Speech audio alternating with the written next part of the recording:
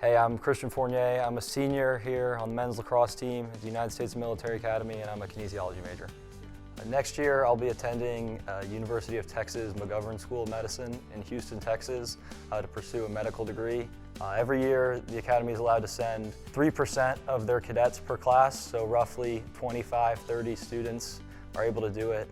It's an interview process to get a slot, so I applied to all over the country, but mostly Texas because I'm a Texas resident. I didn't know what schools I'd get into, what schools would see my application and like it. I by no means was the perfect applicant, so I just had to have big faith and just know that whatever schools reached out to me was meant to be, and whatever schools accepted me was meant to be. All this was going down during this fall semester, so it was a little bit of work to coordinate with school and Coach A, but he's been super helpful with the process. We have produced several doctors throughout the time. Most of the time, though, it's after their service. They've gone on into medicine.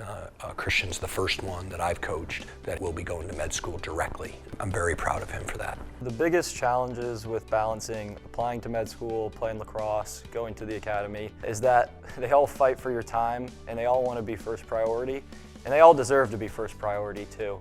One of the more memorable moments of when I had to balance both lacrosse and studying for the MCAT was actually the day I took the MCAT.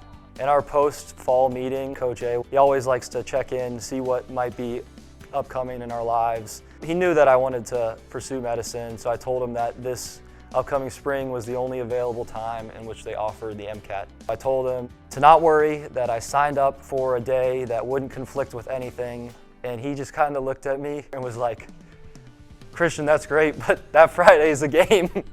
That game determined who the regular season Patriot League champs would be. I drove to the testing center. It was about 7:30 a.m. when it started. The test is about 7 hours. It's a long time to be looking at the screen. I took the test.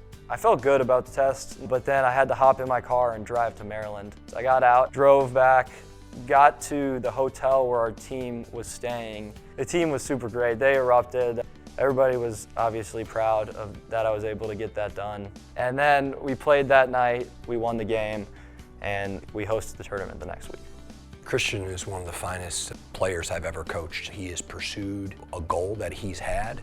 Sometimes when you have a lofty goal like med school, you can be easily deterred when you get to college because of all of the other things, the demands of chasing a national championship, the demands that the military has on you, and maybe you start to waver a little bit from that goal, and Christian never has. When I think about what advice I would give to somebody who wants to either go to the academy or go to med school or do both, to take pride in what they're about to do. That's the only way I was able to get through it. I took pride in being a cadet at West Point, being on the lacrosse team, being a med student, being a future Army physician. It was the only thing that helped me get through something that I shouldn't have gotten through. And the entire time I just had pride in what I was doing.